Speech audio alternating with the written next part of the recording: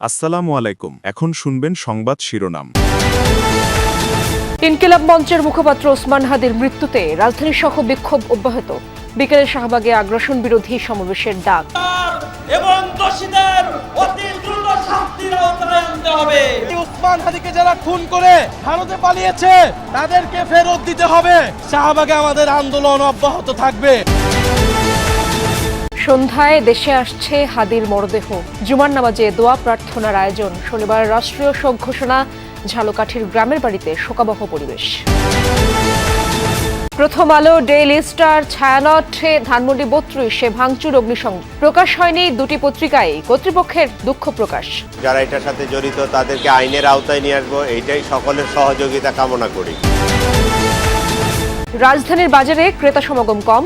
যোগান বৃদ্ধি পাওয়ায় সবজির দাম কেজিতে কমেছে ১০ থেকে ২০ টাকা। আসসালামু আলাইকুম। এতক্ষণ শুনছিলেন সংবাদ শিরোনাম, এখন শুনবেন বিস্তারিত। না ফেরার দেশে চলে গেলেন ইনকিলাব মঞ্চের মুখপাত্র শরীফ ওসমান হাদি। সিঙ্গাপুরে আইসিইউতে চিকিৎসাধীন অবস্থায় তার মৃত্যু হয়। খবর আসার পরেই বিক্ষোভে ফেটে পড়ে ছাত্র জনতা। রাতভর শাহবাগ, ঢাকা বিশ্ববিদ্যালয় সহ বিভিন্ন স্থানে চলে মিছিল, সমাবেশ। হত্যাকারীদের গ্রেপ্তার ও দেশে ফিরিয়ে দৃষ্টান্তমূলক শাস্তির দাবি তোলেন তারা।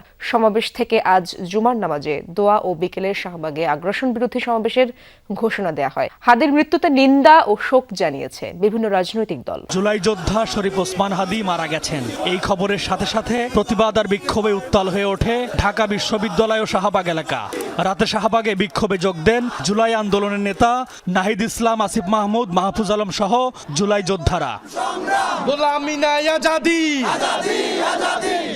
বিক্ষোভ সমাবেশে জুলাই যোদ্ধারা বলেন, এ লড়াই কেবল একজন হাদি হত্যার বিচার নয়, বরং দেশের সার্বভৌমত্ব রক্ষার লড়াই। ওসমান হাদিকে হত্যার মাধ্যমে বাংলাদেশের বিরুদ্ধে যুদ্ধ ঘোষণা করা হয়েছে।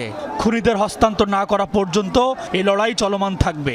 যেই ওসমান হাদিকে যারা খুন করে ভারতে পালিয়েছে তাদেরকে ফেরত দিতে হবে। তাদেরকে ফেরত দেওয়ার আগ পর্যন্ত ভারতের সাথে আমাদের কোনো ধরনের সম্পর্ক থাকতে পারে না। আমরা এই শাহবাগে আজকে এসেছি, শাহবাগে আমাদের আন্দোলন অব্যাহত থাকবে। শরীফ ওসমান হাদিকে হত্যার মাধ্যমে বাংলাদেশের জনগণের বিরুদ্ধে যুদ্ধ ঘোষণা করেছে। হাদির খুনিদের বাংলাদেশের জনগণের কাছে হস্তান্তর না করা পর্যন্ত আমাদের এই আন্দোলন চলমান থাকবে। ভারতকে শুনতে হবে বাংলাদেশের জনগণের কথা। ভারতের এই ব্যাকইয়ার্ডে এই 18 কোটি মানুষের সাথে আপনারা যদি মনে করেন খেল তামাশা করবেন, আপনারা যদি মনে করে থাকেন আপনারা বাংলাদেশের ভিতরে ঢুকে এই দেশের সূর্য সন্তানদেরকে হত্যা করে পার পেয়ে যাবেন, তাহলে আমরা বলবো আমাদের যেরকম গুম হারাম হয়েছে আপনাদেরও গুম হারাম হবে। ওসমান হাদির মরদেহ দেশে পাঠানোর প্রক্রিয়া চলছে। সিঙ্গাপুর জেনারেল হাসপাতাল থেকে সরাসরি এয়ারপোর্টে নিয়ে যাওয়া হবে। বাংলাদেশ বিমানের একটি বাণিজ্যিক ফ্লাইটে সিঙ্গাপুর থেকে ঢাকার উদ্দেশ্যে রওনা হবে। স্থানীয় সময় শুক্রবার বিকেল ৩:৫০ ফ্লাইটটি সিঙ্গাপুর ছাড়বে। ঢাকার হজরত শাহজালাল আন্তর্জাতিক বিমানবন্দরে ফ্লাইটটির সম্ভাব্য অবতরণের সময় সন্ধ্যা ৬টা ৫ মিনিট। এর আগে ওসমান হাদির প্রথম জানাজা সিঙ্গাপুরের দ্য আঙ্গুলিয়া মসজিদে সকাল 10টায় অনুষ্ঠিত হওয়ার কথা ছিল, কিন্তু সময় স্বল্পতা এবং নিরাপত্তা ক্লিয়ারেন্স না পাওয়ায় তা আর সম্ভব হয়নি। শনিবার বাদ জোহর ওসমান হাদির জানাজা মানিক মিয়া এভিনিউতে অনুষ্ঠিত হবে, জানিয়েছে ইনকিলাব মঞ্চ। ইনকিলাব মঞ্চের মুখপাত্র শরীফ ওসমান হাদি হত্যার সাথে জড়িত অপরাধীদের দ্রুত আইনের আওতায় আনা হবে, এই প্রতিশ্রুতি দিয়েছেন প্রধান উপদেষ্টা ডক্টর মোহাম্মদ ইউনূস। বৃহস্পতিবার রাতে জাতির উদ্দেশ্যে দেয়া ভাষণে দেশের সব নাগরিকদের ধৈর্য ধরার আহ্বান জানান তিনি। পাশাপাশি ওসমান হাদির মৃত্যুতে শনিবার একদিনের রাষ্ট্রীয় শোক ঘোষণা করছেন প্রধান উপদেষ্টা। সিঙ্গাপুরে চিকিৎসাধীন জুলাই গণঅভ্যুত্থানের সম্মুখভাগের অকুতভয় যোদ্ধা ও ইনকিলাব মঞ্চের মুখপাত্র শরীফ ওসমান হাদি আর আমাদের মাঝে নেই। ইন্না লিল্লাহি ওয়া ইন্না ইলাইহি রাজিউন। শরীফ ওসমান হাদির এই অকাল মৃত্যুতে আমি গভীর শোক ও দুঃখ প্রকাশ করছি। তার প্রয়াণ দেশের রাজনৈতিক ও গণতান্ত্রিক পরিসরে এক অপূরণীয় ক্ষতি। শরীফ ওসমান হাদির অকাল মৃত্যুতে আগামী শনিবার একদিনের রাষ্ট্রীয় শোক ঘোষণা করছি। ক্ষমতার মোহ নয়, বরং মানুষের মুক্তির আকুতি যাকে তাড়িয়ে বেরিয়েছে রাজপথ থেকে রাজপথে, তিনি শরীফ ওসমান হাদি। প্রতিকূল স্রোতের বিপরীতে নৌকা বাওয়া এক নিঃসঙ্গ নাবিক। বারবার আঘাত এসেছে, পিঠ ঠেকে গেছে দেয়ালে, তবুও আদর্শের প্রশ্নে তিনি ছিলেন অটল। পরিবারের মায়া, ব্যক্তিগত সুখ সবকিছুকে তুচ্ছ করে যিনি তুফানের মুখে বুক পেতে দিয়েছে। কেমন ছিল সেই দীর্ঘ সংগ্রামের দিনগুলো, আর কিভাবেই বা তিনি হয়ে উঠলেন সময়ের সাহসী কণ্ঠস্বর। আমি ছায়ানট, আমি হিন্দল, আমি চলচঞ্চল টমকি চমকি, কত যেতে যেতে চকিতে চমকি, পিন্দি আদি তিন্দল, আমি চপলা চপল হিন্দল, আমি তাই করি ভাই যখন চাহে মন যা, করি শত্রুর সাথে গলাগলি, দুই মৃত্যুর সাথে পাঞ্জা, আমি উন্মাদ, আমি ঝঞ্ঝা, আমি ভিতিয়ে ধরিত্রীর। প্রথম আলো ও ডেইলি স্টার ভবনে হামলার কারণে প্রকাশনা বন্ধ রেখেছে পত্রিকা দুটি।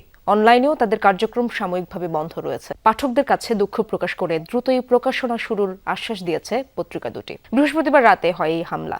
প্রত্যক্ষদর্শীরা জানান, ইনকিলাব মঞ্চের মুখপাত্র শরীফ ওসমান হাদির মৃত্যুতে ক্ষুব্ধ হয়ে ওঠে সাধারণ মানুষ, জড়ো হয় শাহবাগে। সেখান থেকে মিছিল নিয়ে প্রথম আলোর কার্যালয়ের সামনে যায় তাদের একাংশ, করে ভাঙচুর ও অগ্নিসংযোগ। পরে বিক্ষুব্ধরা যায় ডেইলি স্টার কার্যালয়ে, সেখানেও আগুন দেয় তারা। রাতে ছায়ানটেও যায় হামলাকারীরা, ভবনের 4 তলা পর্যন্ত ভাঙচুরের পাশাপাশি গুরুত্বপূর্ণ নথি নষ্ট করে। এদিকে সকালে প্রথম আলোর সামনে বিক্ষুব্ধ জনতার তোপের মুখে পড়েন সিনিয়র সাংবাদিক সেলিম খান। পরিস্থিতি নিয়ন্ত্রণে পুলিশের পাশাপাশি কাজ করছে সেনাবাহিনী ও বিজিবি। যারা পারপেটেটর, যারা এটার সাথে জড়িত, তাদেরকে আইনের আওতায় নিয়ে আসবো, এইটাই সকলের সহযোগিতা কামনা করি। কিন্তু এই যে ভাঙচুর করা, পুরানো, এটা তো রাষ্ট্রীয় সম্পদ নষ্ট হচ্ছে, এইটা অনাকাঙ্ক্ষিত।